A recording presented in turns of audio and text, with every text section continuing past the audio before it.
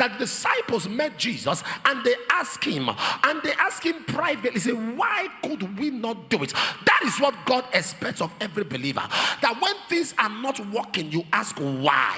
When there is a mountain before you, you ask why. When you are faced with a confrontation, you don't just accept it as normal, you inquire why. When you discover your life is going a downturn, you don't fold your hands, you ask why. So Jesus said to them, this kind goeth not except by fasting and prayer. Oh, now we understand why he was angry. Now we understand why he was not happy.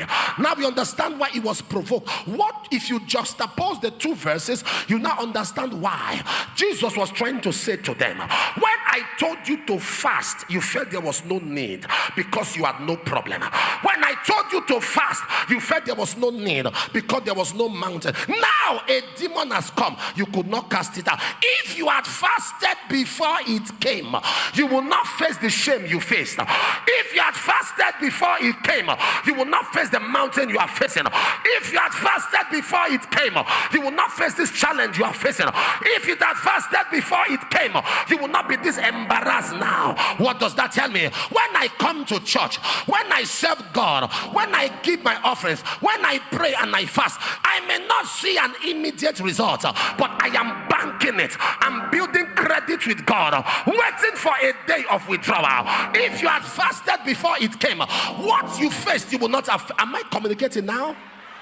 So Jesus was trying to tell them the benefit of proactivity, the benefit of preparing ahead of time, the benefit of not waiting for battles before you engage warfare, the benefit of building credit with God. Transaction. Are you aware? Are you aware? No matter how much you have in a bank account, it might be huge. It might be whatever amount. If after 6 months, 1 year, you do nothing, you didn't withdraw it, you didn't add to it, you just leave it there, your account is what? Dormant. This figure, immaterial. The size, immaterial. Now, even if you start withdrawing and add nothing to it, your account is effective, is active.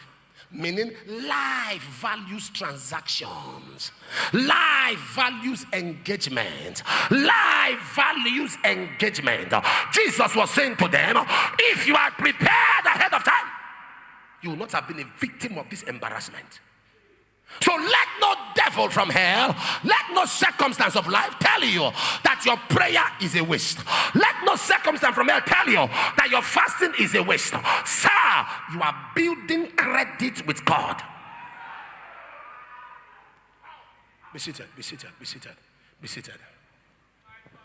The place where we read, Paul said to Timothy, my son, I have given you prophecies. I have spoken over your life. But please, I beg you, these prophecies I have given you is to trigger your mentality for war. Is all of these prophecies is to help you align with God's plan and purpose. But prophecies are conditional. Prophecies have a timeline. Prophecies need engagement.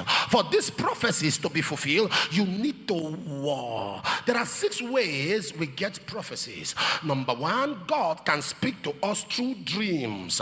Through dreams, God can open your eyes and communicate matters to you. In 1 Samuel chapter 28 verse 6, we discover the Bible says God was no more talking to Saul either through the prophets, either through dreams or through the Urims.